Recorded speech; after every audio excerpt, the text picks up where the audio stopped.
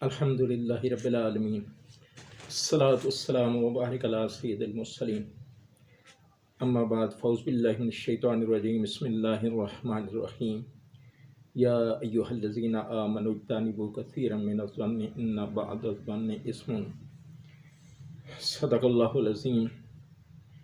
رب تعالیٰ کی ذات بابرکات نے سورۃ الحجرات کے اندر اہل ایمان لوگوں سے فرمایا کہ ایمان والو،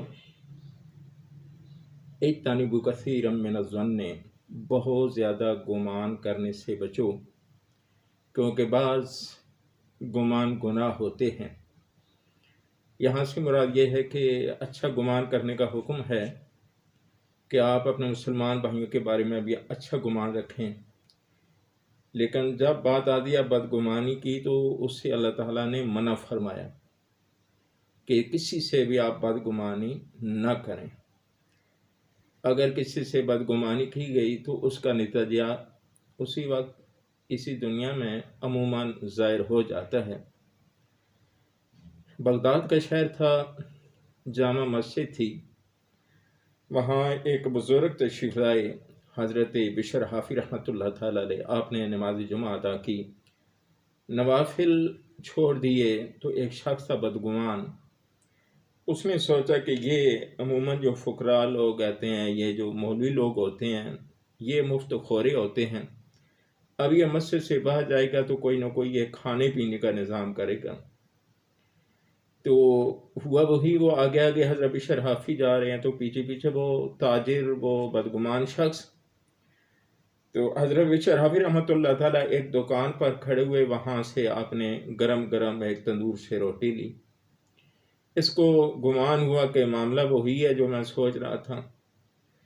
ابھی ایک اور جگہ پر یہ جاتے ہیں تو وہاں آپ نے ایک کھانا کھانے کے لیے آپ نے کباب لے لیا، تو اس کو مزید بدگمانی ہوئی کہ جو میں سوچ رہا تھا وہ بات ٹھیک تھی۔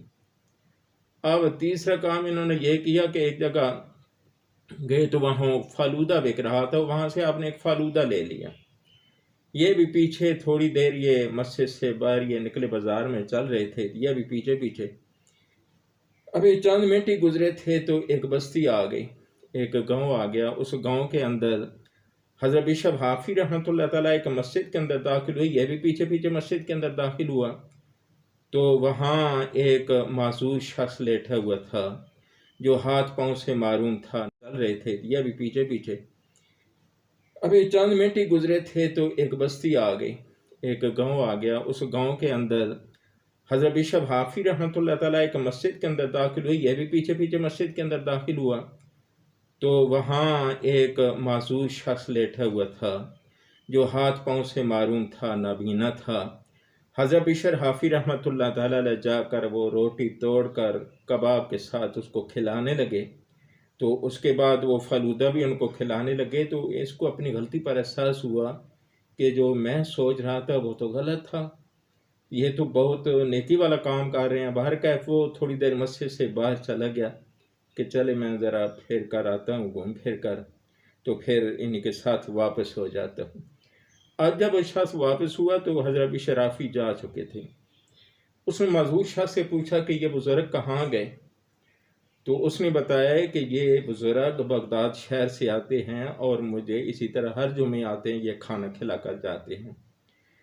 عموماً مسجد میں لوگ جاتے ہیں تو جیب میں تو کوئی چیز ہوتی نہیں، تو یہ پریشان ہوا کہ اب کیا بنے گا۔ ان سے پوچھا کہ بغداد شہر کس طرف ہے؟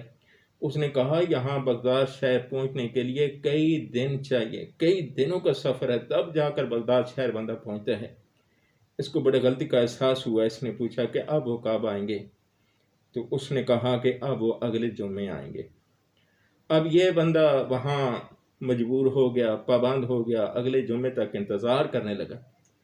جب اگلا جمعہ آیا تو پھر حضرت بشر حافی رحمۃ اللہ وہاں تشریف لائے، اسی طرح اس کو کھانا کھلا رہے ہیں، تو جا کر انہوں نے حضرت بشر حافی رحمۃ اللہ کا دامن پکڑ لیا، عرض کیا حضور والا مجھ سے غلطی ہوئی ہے، میں نے بدگمانی کی ہے، تو للہ ایک تو آپ مجھے معاف فرما دیں اور دوسرا مجھے اپنے ساتھ لے جائیں۔ حضرت بشر حافی رحمۃ اللہ تعالیٰ آپ نے فرمایا کہ اے شخص، میں آپ کو ساتھ لے جاؤں گا، لیکن سب سے پہلے یہ کر کہ توبہ کر کہ میں آئندہ کسی مسلمان بھائی کے بارے میں بدگمانی نہیں کروں گا۔